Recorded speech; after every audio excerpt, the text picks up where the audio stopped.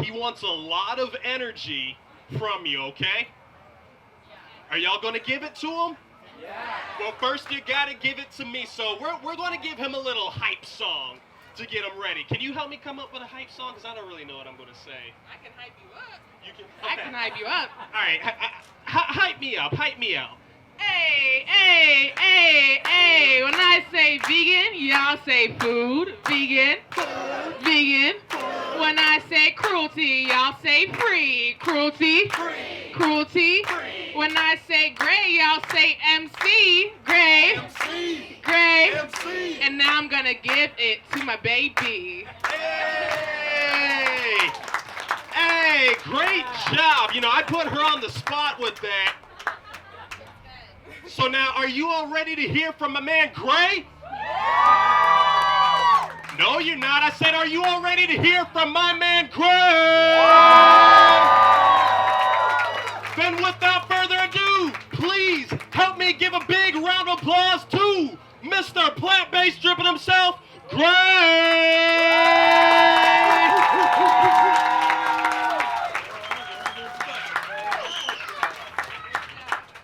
Man, show some love for Royce, man. Man, hell of an introduction. Tampa Bay, how y'all doing? All right. My name is Gray, Grey, official Gray Music on Instagram. So if you're taking a picture or anything like that, official Gray Music on the gram. Plant-Based Dripping is the brand.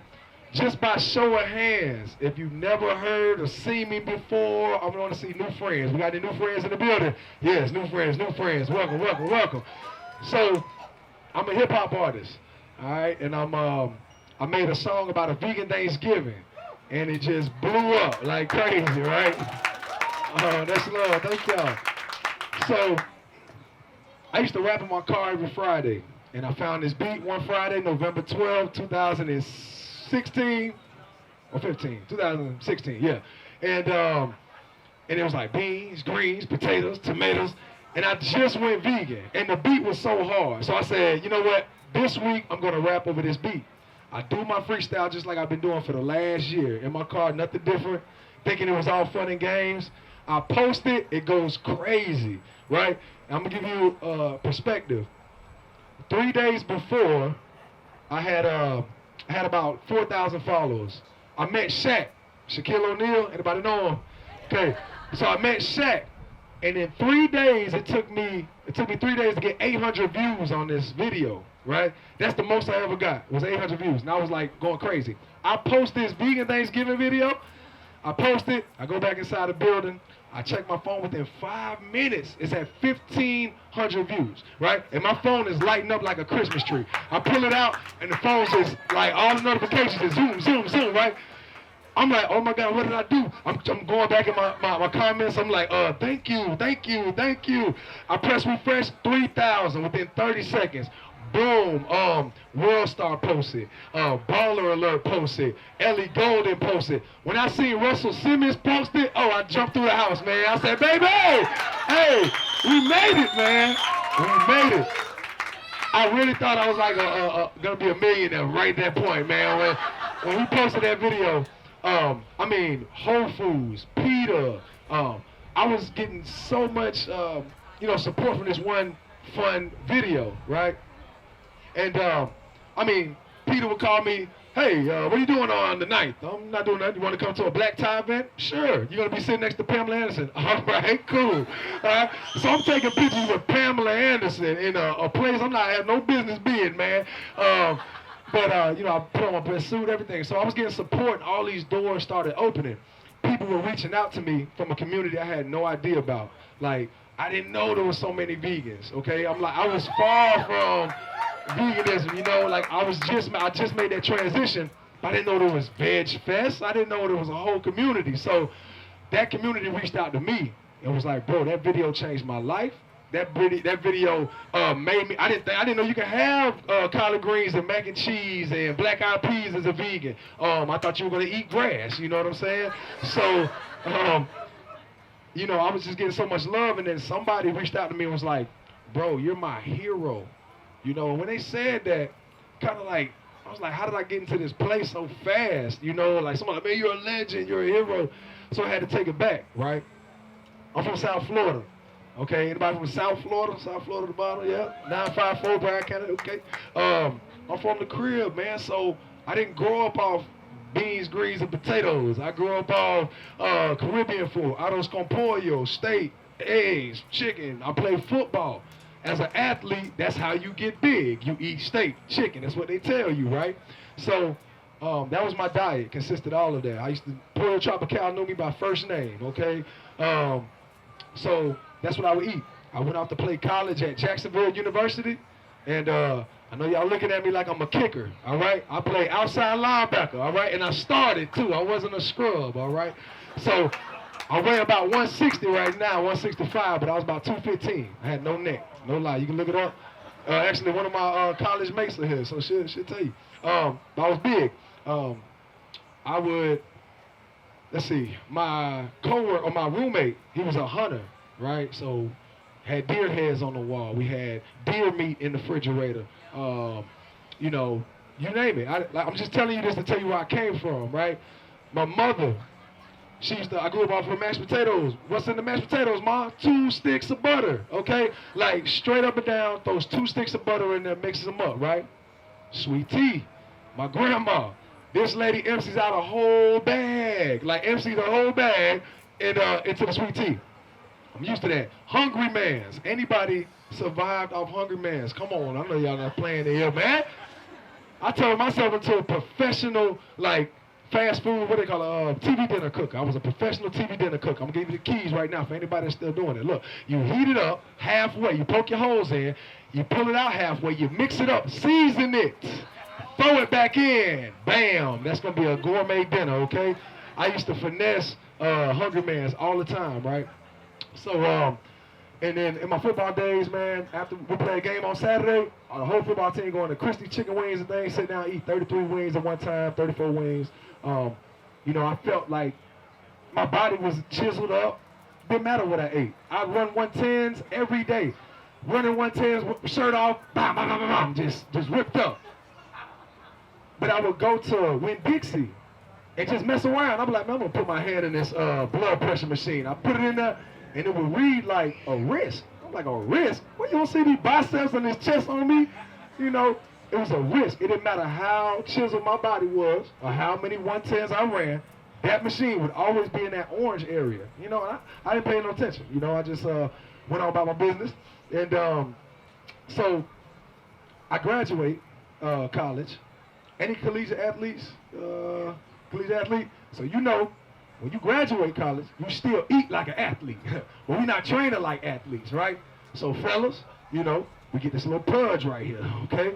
We all at the gym, up top looks good, but you know, we take pictures, we still try to suck it in a little bit. And I mean, I couldn't get rid of this little pudge for nothing, all right? So I was like, I hit the gym, still doing the gym, still running 3 days a week, still wasn't going anywhere. I met this young lady named Chef Nikki in the Mix. Can we all just show Chef Nikki in the Mix some love real quick? Hey, some of y'all may not know, but that's my wife. This young lady got me to be plant-based, okay? But when we first met, neither of us were plant-based. I was doing all the cooking. She was so bougie. She was like, I don't want to cook. You should take me to Ruth Chris. You should take me to Papa Do's. You should take me to Red Lobster. I'm like, what? Like, how about cook? You ever heard of cook? C-O-O-K, you know? So I would make, my go-to dishes was just chicken breast or salmon with baked potato with rice and some kind of vegetable, right? And that was the majority of the meals. But one thing about Nikki, she was an avid animal lover. Yo, this girl loves animals. She hates people, okay? If she can go live on a mountain by herself with just animals, totally fine. Like, in pure bliss. You know what I'm saying? Trust me. So we be driving down the street. I'm riding. She's like, stop! What's going on? There's a cat back there. We gotta go get the cat. We are not picking up this cat, man. That's the 4th cat you try to save on this trip, okay? She would try to save animals, every animal. She sees a dead dog, I mean tears are in her eyes, right? And I loved animals, but I wasn't crying because of that, you know? I was like, get yourself together. So she would go to work, and she watched these PETA videos, the animal slaughterhouse videos. So she watched those videos. It's clockwork, man. She kisses me when she goes out. Bye. 12 p.m. calls me crying. You gotta see what they doing to the sheep and the pigs and the cows. I'm like, stop watching those videos because it's messing with you emotionally. Like, I know it's wrong, yes, but stop watching them, right? She would watch them every day, didn't listen to me. One day, she calls me and she says, we're going vegan. Yeah, who's going vegan? Yeah, you going vegan, okay? And if that's what you want to do, I'm going to support you. But I'm not going vegan. There's still football on Sundays. I got to have my chicken wings and my beer. You know what I mean? Yo, this girl makes her first meal, no lie, Cajun chicken Alfredo with Gardein chicken, okay? When she said vegan, as I said earlier, I'm thinking we're going to be singing Kumbaya, eating grass and quinoa the rest of our lives, and just to do away with wings. This girl brought Cajun chicken Alfredo to me with Gardein chicken. Didn't taste like chicken. The sauce was there, the flavor was there, and I just kept looking at her. I'm like, this is vegan? She said, yeah. I said, even this is vegan. You sure? I said, look, if this is vegan, and you cook this 7 days a week, I'll go vegan with you. I'm not, I'll eat this right with you. So what happened was, I would do 70-30, right? I would do 70-30. I would eat good with her, but I hosted open mics in Atlanta. So open mics let out at 2 a.m. The only thing open at 2 a.m. is them golden arches, man. And they knew me by face too. They know what I want. I want a double quarter pounder with cheese, no pickles, extra Big Mac sauce on the side, like exercise it, or extra, you know what I'm saying, large, you know. So I would do that. I would eat 70% good, 30% bad. And then one couple weeks, we started doing real good. Anybody know Minimalist Baker? Yo, check this out. This girl, I seen this woman go from, let's go to Ruth Chris, to Red Lobster, till I'm waking up, there's turmeric on the floor, flowers spread all over the wall, sugar. I'm like, what are you doing? She's like, today we're making our own biscuits and gravy today, all right? I'm gonna need you to taste this. I'm like, bro, I turned into her official taste tester, but and I loved it, man. But Minimalist Baker definitely transitioned into like a full-blown vegan chef overnight, right? So I'm doing good with them, eating all this good stuff. I'm taking the vitamins, the B12, learning about sea moss. And then one Tuesday, I said, you know what? Forget this vegan lifestyle. I want my double quarter pounder again. I ain't had it in about 3 weeks. You know what I mean? Bro, I pull up to that line. They know me. Please let me get that double quarter pounder with cheese, no pickles, extra Big Mac sauce on the side. Double size it. You know what I mean? Super size. Yo, that was the best and the worst decision of my life. Because after I ate that, came out both sides. I was dog sick, man. I come in the house like, oh, man. She's like, what you do? I said, I ate McDonald's again. She's like, I told you. That's what you get. That's what you get. Right? That was it, bro. That was it for me. That was it. I said, I'm no longer eating this stuff because now I'm listening to what she's saying. Like, you stop eating it, your body detoxifies, right? Like, you're taking out all the toxins, then you throw that toxin back in, woo, lights out, bro. So, that's what changed it for me. And I said, from now on in, I'm gonna follow your lead. And so we started off with the videos, right? We started off with What the Hell. Anybody watch What the Hell? For sure. Now, before I even go any further, I just want to take a poll real quick. If you're not vegan at all, just put a hand there, man. Or just make some noise, man. Yes, right, that's right. Not vegan for sure. Vegetarians in here? Any vegetarians? For sure. Any pescatarians? Where my flexitarians at? Vegan on Monday, Tuesday. Now vegan Wednesday, Friday, Saturday. Yeah. I just want to check it out, man. Y'all all welcome, man. Anybody that was born vegan, first of all? Anybody born vegan? Okay. All right, what's right there? Yes, little one. That's right. The next generation. That's what's up. So, yeah, show some love for that. So we started out with the videos. You know, I watched What the Hell. That made me throw out everything in the kitchen. If you haven't watched What the Hell, I'm telling y'all, that helped me, especially if you worry about health issues. Then you got Forks Over Knives, and you got what's the Earthlings, Game Changers, any athletes that are here. Please watch that documentary. It's called Game Changers. It's about vegan athletes who dominate their sports, eating plants, bro. It's amazing. So we watched that. I'm learning. Found out who Dr. Sebi was. Learned about Dr. Sebi. Learned about just natural ways to heal the body. The first thing I noticed when I went vegan was right off rip, I had a burst of energy.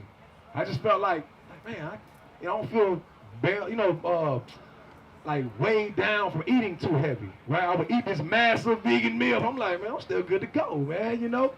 So I had more energy. The second thing I felt was like my mind was like clearer and sort of, I always say like lighthead, but it's not dizzy. It was just, I was just clear. It was just, the birds were chirping, man. I wake up, I wasn't just like, ugh. You know, it was just the birds were chirping, everything was nice. The sun was shining. And then about the third thing I noticed, I dropped 20 pounds in 2 months, right? And I didn't touch the gym. I've been trying to lose this weight since I graduated college. All I did was stop eating the bull, and it just like a waterboard, bro, just, you know what I'm saying, right off me. So that was the third thing. Fourth thing, I started like feeling younger, man. My skin started glowing a little more, you know, had no more aches in my joints, you know. I just felt overall just better, you know, and that's one thing that nobody can take from me. Like, everybody can choke, everybody, you eating that, whatever. I feel amazing, my boy. You know what I'm saying? So, I felt great, you know? So, and then my lingo started changing, you know, because, well, first of all, before we can get there, anybody just felt like a little more like lovable, like you just have more love when you transition. You know what I mean? I'm a hip hop artist, okay? When I take pictures, I'm not supposed to smile, right? I'm supposed to, you know what I'm saying? Listen, I go back to any of my pictures before I'm vegan. Bro, I'm not smiling at none of them because I'm like, first of all, I'm already light skinned. I need to look hard, you know what I mean? Bro, I didn't even notice it. Somebody hits me up and says, you know you smiling more in your pictures? I'm like, no, let me go back.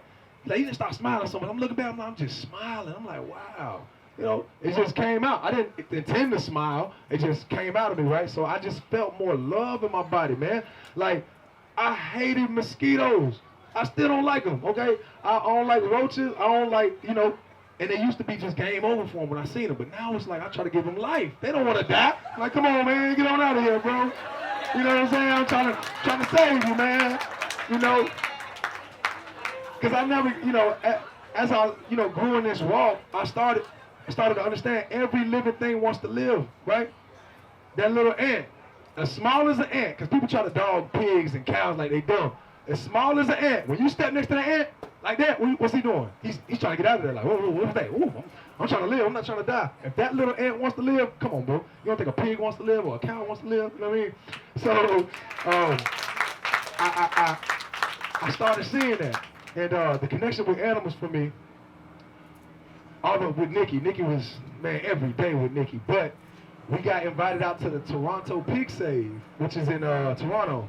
And what they do is they go to a chicken slaughterhouse, they go to a cow slaughterhouse, and they go to a pig's, chicken, pig, and cow slaughterhouses.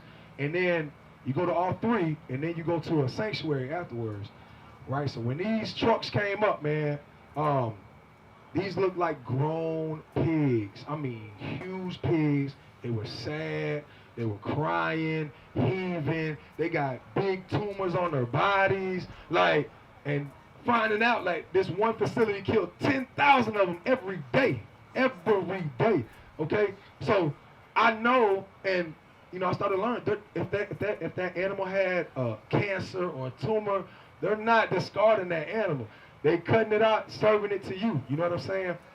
But what I was realizing, I'm looking into the whole of the truck. I'm like, these are grown pigs, and the lady's like, man, they only been alive about 6 months.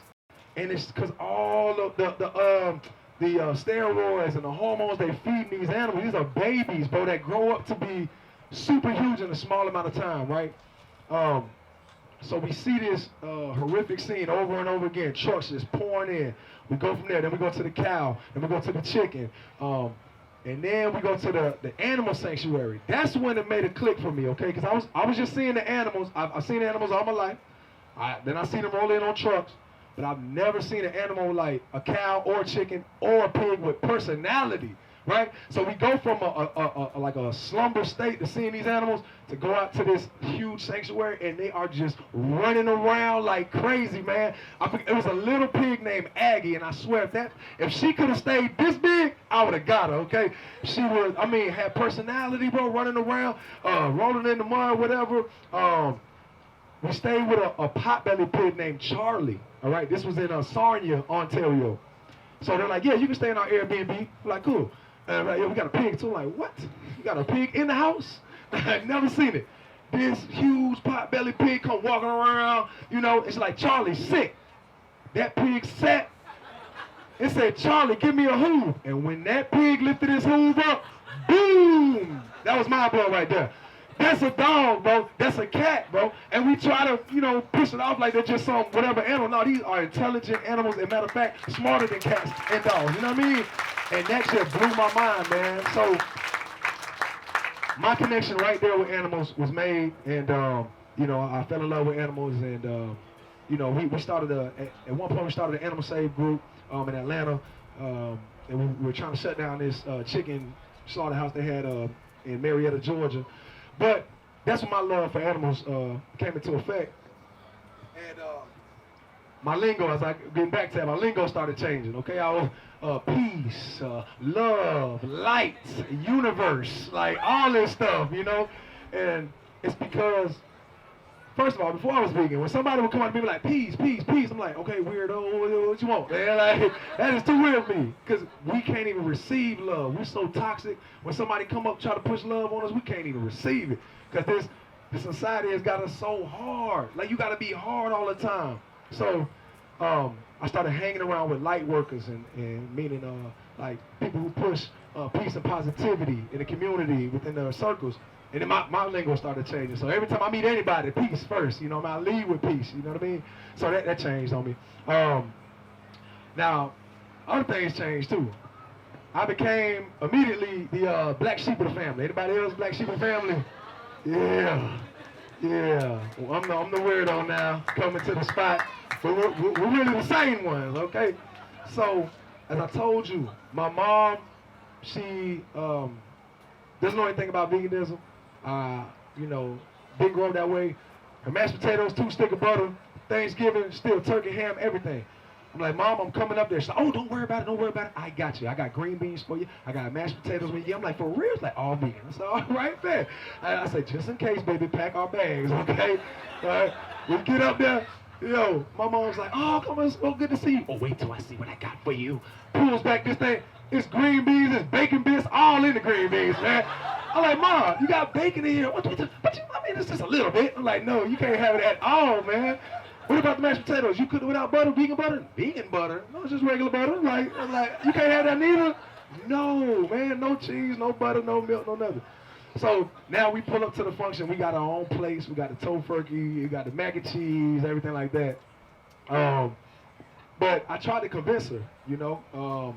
My family thought I was with her. First of all, my family thought I was being brainwashed by Nikki, okay? Straight up and down, because they know me for how many years of my life, and here comes this woman, and now all of a sudden changing everything that they taught me. Oh yeah, they looked at her crazy, bro. They were like, yeah, are you okay? No, come on, like, for real, come over here. Are you okay? I'm like, Mom, I'm good, man. You know, so they thought I was being brainwashed. I tried to convert my family, man. Anybody else try to convert their family? You know what we all do?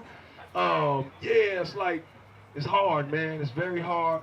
My mother, my brother, my sister, they're all obese. All right, they're all obese. They take about, my mom takes 16 pills a day, along with her husband. My brother and sister take about 6 right now. They're like 20. You know what I mean? And so I'm like, I want to get y'all to go vegan. I want y'all to watch What the Health, right? Just watch What the Health. It'll change your mind. My mom's like, all right, what is it called? What the Health? All right, I'm gonna call you when I'm finished. I'm like, all right, cool. First of all, I hung up the phone. I'm so excited. I'm like, baby, my mama's finna watch What the Health. She's about to go vegan. Okay, I know this, man, right? She calls me up the next day. I'm like, Ma, you watched it? She's like, yeah. I was like, well, what you think about it? She's like, I can't believe what they're doing to all the plants and the pesticides and stuff like that. What? The pesticides? Did you watch the whole thing, Ma? She's like, yeah, I watched it. I'm like, Ma, for real, did you watch it? Watch it. Come on, all the way through. She was like, No, I didn't watch. I said, okay, because if y'all know, at the end, you had those test subjects who were taking pills, who got weaned off the pills. That's what I wanted her to see. So I was like, please, get my brother and sister and watch it again, please, for me. She's like, all right, we'll watch it. They really watch it. They called me up. Oh, my gosh, I didn't know they were doing this. I didn't know this was so bad. Okay, where do I start? Tears in my eyes. I'm like, yes, like, she's about to go vegan. I'm about to show you, Mom. I know all the tricks. My girl just turned into a vegan overnight. I got you. So, I know she like pasta. So I was like, look, this is what you do. You get pasta, your regular noodles, as long as it doesn't have egg in it. Get your red sauce.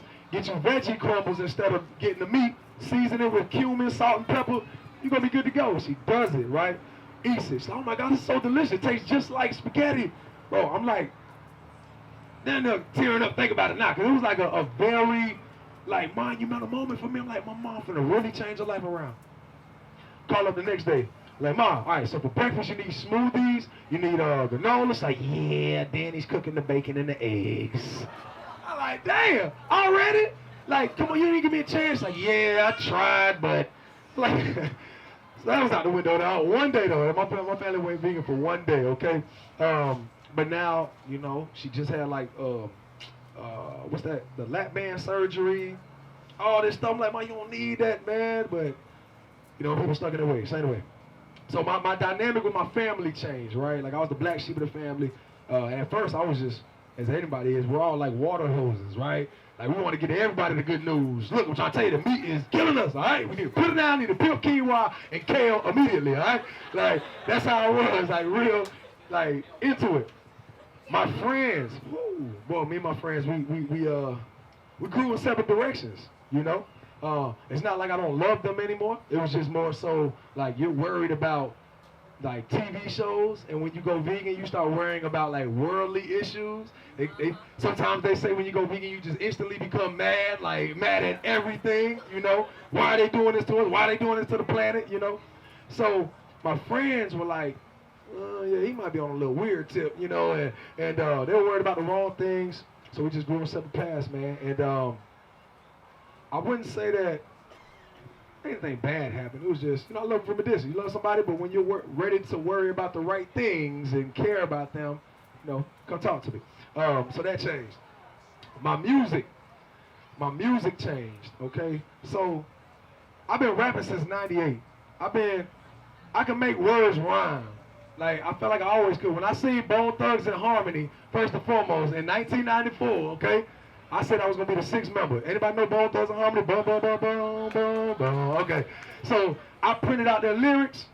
I printed them out in middle school. Nobody could rap them like me, man. And from that day, I was like, I'm gonna be a hip hop artist, right? So here I am, you know, a hip hop artist. But when I was making the transition, I had to take a step back and look at my music and say, okay, how can I make this as influential as that freestyle was? You know, like it changed people's lives. So I'm like, how can I make music that gets people's minds thinking and sort of think for themselves a little bit? Because in this society, we don't think for ourselves, you know? So, or tell truths. So I started examining my music, man. I'm like, man, this sounds good, but I didn't get nothing from it. I can't pull from it and say I was a better person. It was just, man, Greg can make some words rhyme. So I wanted to put medicine in the candy as a hip hop artist, especially in our culture right now, because it's been manipulated since the jump, but right now we're in like a very, very grave state when it comes to enlightenment inside of hip hop, because yeah, it's been manipulated, man. So what I try to do is, anytime I write, I just try to see if I can make an impact on what I'm saying. What am I trying to say? How am I going to convey it? How can it help somebody, right? So my music changed. I started talking about social issues, and that's all had to do with me learning about food justice. You know what I mean? When we, like, for instance, when we get up out of this vegan festival, we're all here, we're excited. We're like, go, everybody go vegan. You can go vegan, you can go vegan. But when we step out into this real world, there's a real system in place that keeps that food that we talk about away from a certain group of people and a class of people. You know what I mean? So access to these foods is hard. So I started learning about all this stuff, redlining laws and everything, and it just infuriated me, right? So that changed my music. Obviously, my worldly views changed. My world was so small. What I used to care about was football all day long. That's pretty much it, football and music. And then I really started learning about the world and our history and where we're going and what they're actually doing to us as citizens, as people, and made me want to use this music as a tool to help liberate and educate people. You know what I mean? So that's that happened there. But also, so here I am, right? I make the transition. All this good stuff is happening. My blood pressure's down. My skin's glowing. My everything. I'm feeling lovely. I'm like, how can I get this to the community without like saying, hey man, put down your chicken and steak and follow me to the green side. You know what I'm saying? Because for us, man, when I say us, I'm talking about black people as us, we take food as culture. Okay, like food is very near and dear to us. You cannot say put down that chicken and come this way is not well received. So I said, how can I make this a fun and a cool and attractive thing, like this lifestyle, make it fun and cool. So I said, baby, okay, I made the song. I want to make a shirt. I want to make a shirt. I want to make a cool shirt. Because if kids can look at it as cool, then we got it. Like, you know, the kids will buy in. They'll say, I want to be plant-based dripping. Boom, and there you go. But I didn't say plant-based dripping at first. I'm like, okay, let me think. Vegan, team vegan. She's like, man, sit down, write it again. I'm like, all right. Vegan swag. She's like, no, absolutely not. Bury that idea. I'm like, all right, go. And I just like plant-based dripping. She's like, dripping, right there, plant-based dripping. I said, for real? She's like, yeah, throw it on a shirt. If you don't know, dripping means overflowing with style and flavor. You know, it's like swag, your confidence, your glow. You got so much sauce, it's dripping everywhere you go. Okay? That's what dripping means. It's like, it's the new term these kids use now. So I said, you know what? I'm going to do plant-based dripping. I threw it on the shirt, went to the first Veg Fest, only had 15 shirts. Bro, they were gone in 15 minutes. I'm like, whoa, man. Like, I didn't know it was, going to go like that. I said, baby, I think we need to print more than 15 next time. Maybe 20, 25. So, what I didn't account for is that everybody didn't know what dripping means. So when they don't know what dripping means, they look at the logo and they say, excuse me, what does plant-based dripping mean? And now you're having a vegan conversation with a total stranger. Like, oh, you vegan? I'm like, yeah, bro. So it was a cool talking piece, and we created plant-based dripping. Just to throw it out there, we're throwing our first festival November 23rd in Atlanta, Georgia, sponsored by Lululemon. If y'all in the area, y'all come swing through, man. These are my notes right here. So yeah, so we did the shirt. And I said, well, baby, I don't want it to be a shirt. I want it to be a brand because it's more than a clothing. I want it to be a lifestyle, and I want to dive into different avenues. So we got the plant-based dripping coffee coming very soon, probably like within a month. We got the plant-based dripping festival. My girl's making the plant-based dripping cookbook. We got plant-based dripping sauces coming. Man, we're just trying to do everything plant-based dripping. I mean, we just did the plant-based dripping blankets. It's pretty cool. So we created this brand, plant-based dripping, and it worked out, man. And you know what? I felt like really way before that, but when that person told me I was their hero, in that moment I said, dog, I think I found my purpose. You know what I'm saying? I've been rapping forever. I would go on my job every day, and I tell my boss every day, ask him, man, 9 o'clock in the morning, I come in, I say, boss, you know I'm getting signed today, right? Like, meeting 10:15, like, don't be late, I worked this job for 7 years, bro, 7 years. I had a business degree from Jacksonville University. I had a corporate job, $20K and a 401K, making $65K a year. On Fridays, they would drink beer in the office. I'm thinking we made it, right? Like, I made it, got a nice job. But when I pulled up to the parking lot, I hated that job. I would punch my steering wheel repeatedly before I come into work, right? Because I knew that wasn't for me, man. I knew that wasn't for me. I knew when I seen Bone Thugs and Harmony, that was for me. That's what I wanted. That's what I'm excited about. And they can tell, because when I'm supposed to be working, I'm making flyers for my open mic. I'm like writing music for my CD and stuff. And I said, I don't need this job. You know what I'm saying? I hosted an open mic one time and they paid me $400. I said, okay, well, if I can take that one open mic and turn it to 5 open mics, I don't need to come in this job anymore, right? And so I walked out of that job November 15, 2015. I said, I'm out of here, right? Walked straight out of there to chase my own dreams. And, well, appreciate that. That's love. They fired me though. They fired me. I didn't quit though, dog. They fired me, dog. Okay? But that was God telling me, hey, you ain't supposed to be here, okay? Look. They fired me on November 15th, 2015. 2015. And I said, no matter what, I'm going to turn that one open mic into 5. I turned that one open mic into 5. I had 22K in my 401K.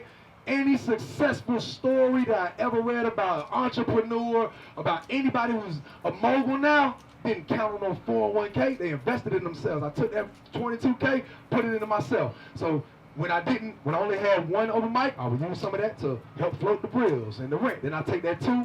You know, I got 2 open mics now, so I don't need to take as much. And 3, then 4, then 5. But it helped me jumpstart my path. And what I did was I rapped in my car every Friday. Every Friday on Instagram, I rapped in my car. And this was prior to me being let go. If you look up the hashtag, Gray Can't Freestyle, you see about 80-something videos. Gray Can't Freestyle. Now, this is before I was vegan, so don't judge me all the videos on there, okay? But I used to drop them every Friday. And I said, bro, I'm just going to keep doing this until one of these pop, you know, or somebody sees me and says, hey, you sign? You come sign with me. You know, that's my mindset. November 12th, almost 1 year later, 2016, I'm on Instagram. I hear beans, greens, potatoes, tomatoes. I'm like, okay, you know, I'm just going to rap on this beat, you know. Pick that beat, didn't know it was going to do 30 million views, bro, and it just go viral out of nowhere. And I didn't change what I was doing, you know. I didn't change what I was doing. I just stayed true to what I knew I was here to do, man. And like, there's nobody can tell me I wasn't supposed to be a hip hop artist, because I felt that conviction in my bones, man. And somebody in here might be a whatever it is, a boater, I mean, you name it, real estate. There's something that you're passionate about, that when 2 o'clock rolls around and you're tired, you know, on the job, and you just start daydreaming around 2 o'clock, wherever you're daydreaming about, man, start there if you don't know what your passion is, you know, because mine was music. And I just kept going, and it was like divine intervention. It was like, okay, this is what you're supposed to use your talent for. And they give you a talent to just say you're boastful and you can brag. You're supposed to help people. And this is what you're supposed to do. So when I stepped in that and somebody said you're my hero, I said, oh my God, that was such a great feeling. To this day, every single day I get a message from somebody saying that video changed a life. Thank you. You started my journey 3 years ago, something like that. And it's inspiring to me, because I don't want to give up. I don't want to stop helping people, right? In my way of doing it. So I always tell people, man, you got one dream. You can have multiple dreams, but you only got one life, right? This society is not set up for dreamers. It's not set up for dreamers. Like, everywhere you look, everything's systematic. You got to go to school. You got to get the education. You got to work a good job for 20-something years. And then when you're 65, that's when you can go do all this fabulous things like hike Mount Everest and go on cruises. Like, come on, bro. I ain't going to hike Mount Everest at 60-something. Like, I want to do it when I'm 30, man. You know what I'm saying? They want you to work the prime of your life. And then after your prime, they want you to do everything that you dreamed about your whole life. Nah, man. This is what I say. If you can find what because everybody in this room has something different than the person sitting next to you. That talent is somewhere in you that's different from all of us. And that's your power. Once you find out what you're talented at, and it matches up and aligns with what you love to do, bro, you're never working a day in your life. You get paid to do what you love to do. You know what I'm saying? I use this all the time. My brother Timmy, okay, he lives in South Florida. Bro, I play ball with this man. This man's 5'7.5", maybe $165 soaking wet, and he was probably $130 in high school. Didn't step on the field at all. He was like our mascot, man. Yeah, you know, knew everything about football, but never stepped on the field. This man knew every stat for the Miami Dolphins from, man, going all the way back to the undefeated season and up, right? But he couldn't play ball physically, but he knew everything. And go out to college, lose contact with him, get out of college, jump on Facebook. This brother's the top sales rep over there at the Miami Dolphins, selling tickets because he wakes up every day, he loves what he talks about, and he can passionately tell you and sell tickets, even though they are trash, but he probably sold a bunch of tickets. And I called him up one day, and I was just so amazed, bro. I said, man, you selling tickets for the Dolphins? This was before I was vegan. He's like, yeah. I said, bro, that's awesome, man, because in school, that's all you used to talk about. And I was like, man, you should have seen, I was just in the suite with Dan Marino, and this, and that. And I always use that story because although he wanted to be an NFL player, that brother used his talent to mix it with what he loved to do and talk about and makes money from it and sells tickets for the Dolphins. So in some shape or form, you know, somebody may have the gift of gab, or somebody may have the gift of connecting people, or you may have the gift of marketing, or you know, something like that. Try and match it with what you love to do, man, if there's a way that you can combine that somehow. And like I said, if you don't know what your passion is, look at 2 o'clock, we start daydreaming about vacations or Airbnbs or food or whatever it is, you know, start there, right? And then I would say that for you know, for your dreams and everything, man. Because I'm a dreamer outside of being plant-based dripping, outside being an artist, I'm 100% dreamer. Everything you ever seen that you see up here now has been, you know, thought about and conceptualized and brought to reality. So we have the ability to create. You know, that's a beautiful thing, man. It's a beautiful thing. So tap into that too. But before I you know, leave or close out, I want to say this, man. Like in this movement, we have to be inclusive. Okay, we have to be inclusive in this movement. And when I say that, is I went to speak out in Portland, Oregon one time. Hey, was it Portland? Oh yeah, that's right. Yes, man. I was at Portland Veg Fest, and one lady was up there, and she was like, just listen to me. If you don't go vegan for the animals, that's the most selfish thing you can do. And I was just like, ooh, I can't wait to get up on that, boy. Knee was shaking. I said, look, man, it don't matter how you get into this lifestyle. It's a trifecta. Saves the animals, saves the planet, saves yourself. For us as a people, when I say us again, yes, for sure.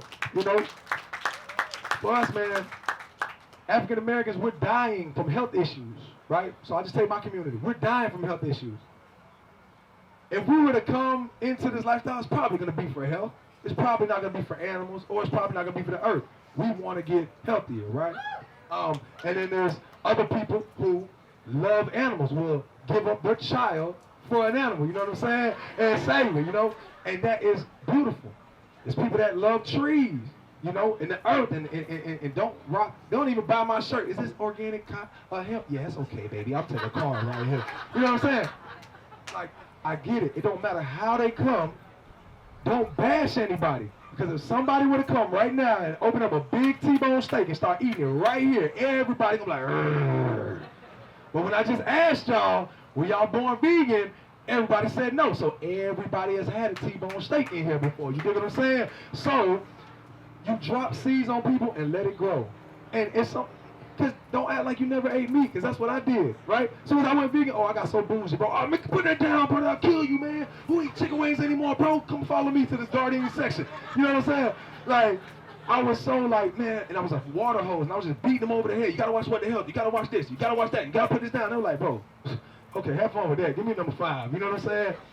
So I started learning, when you stop bashing people and you just be the example, somebody wants to eat steak, bro, that is your body. That is not mine, okay? I was going to tell you what I eat, you know, and let it be that.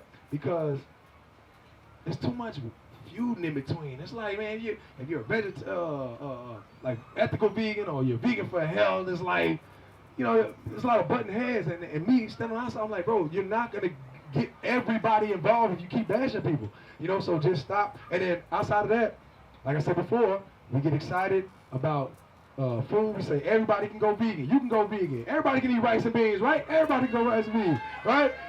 Right. Except until you go into these communities where they don't have a grocery store. They have a gas station / food mart, right? So their rice comes out of a box. Their beans come out of a can. They don't even have this, not even 2% milk that you even talk about, let alone cashew, rice, oat milk, almond milk. They don't have these selections.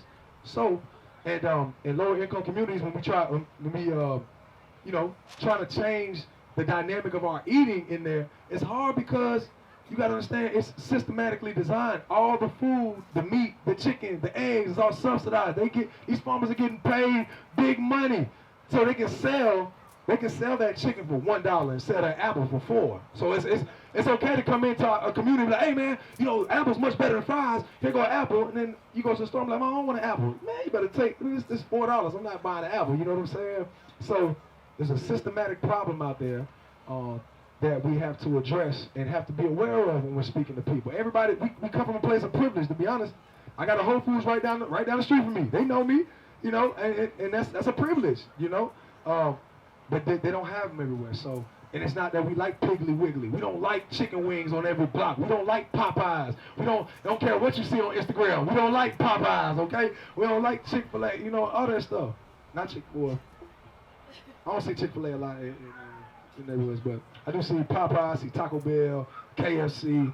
It's all designed for us to pump processed food and candy into the lower income communities, because if you don't know about redlining laws, back in the day, they just took a red marker and said, okay, let's see, blacks live over here, all right, they're not getting no education, they live over here too, cool. They're not gonna get any access to food, we're gonna put a grocery store right here, you know what I'm saying? So it's hard to get access to that food. So when we speak sometimes, we tend to be inclusive, understand everybody's not to the stage of enlightenment that you're at now, you know? Nobody's saying peace, love, and light everywhere you go, you know? So just be an example, but be inclusive in this movement, and that will be in good shape. I'm gonna take this time to do any questions, Q&As, that's pretty much what I had, man. You know, any Q&A? Good.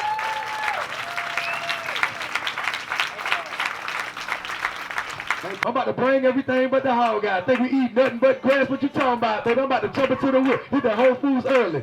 Get everything to get that soul food working. Mac and cheese, the collard greens, the black eyed peas. Get a roast of that tofu turkey. Got cornbread, even got stuffing.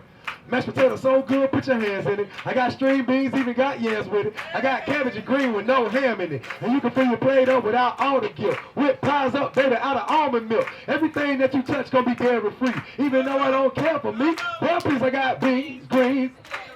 Hey! Say what we got? We ain't messing with it. No name, beans, green, potatoes, tomatoes, ham. Hey, plant-based driven. That's right, man. That's love. Thank y'all so much.